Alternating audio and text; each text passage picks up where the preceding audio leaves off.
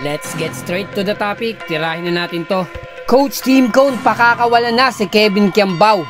At siguradong mamarkahan na rin to ng mga kuponang kabraket ng ating Gilas Pilipinas.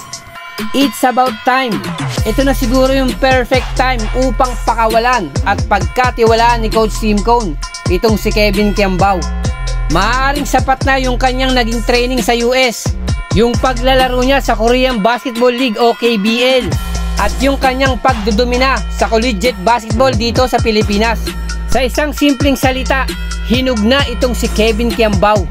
Sa nakalipas nga pong magandang performance si Kevin Kiambao kontra po sa Macau Blackbirds, na nagtala nga po siya ng 14 points, 5 rebounds at 2 assists. Yung maganda rito, 5 out of 7 siya sa 3 points area, na ito yung kinakailangan ng Gilas Pilipinas upang makasabay tayo sa pukulan behind the arc kontra New Zealand at Chinese Taipei.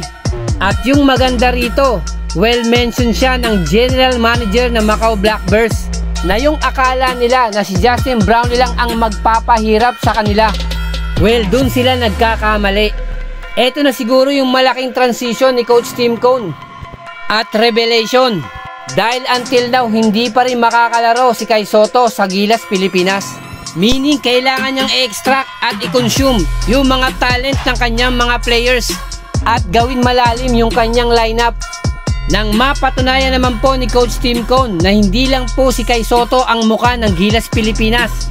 At habang lahat ng ito'y nangyayari, yung performance ng ating Gilas Pilipinas, yung training ni KQ sa US, at yung kanyang performance sa KBL, at sa pagputok nga ni Kevin Kiambao kontra po sa Macau Blackbirds, for sure markado na to ng mga head coach ng koponan ng Chinese Taipei, New Zealand at ng Iraq, na siguradong magiging malaking tinik itong si Kevin Kiambao sa parating na FIBA Asia Cup, na ngayon nga po makakaharap ng Chinese Taipei, yung consider na Team A na Gilas Pilipinas.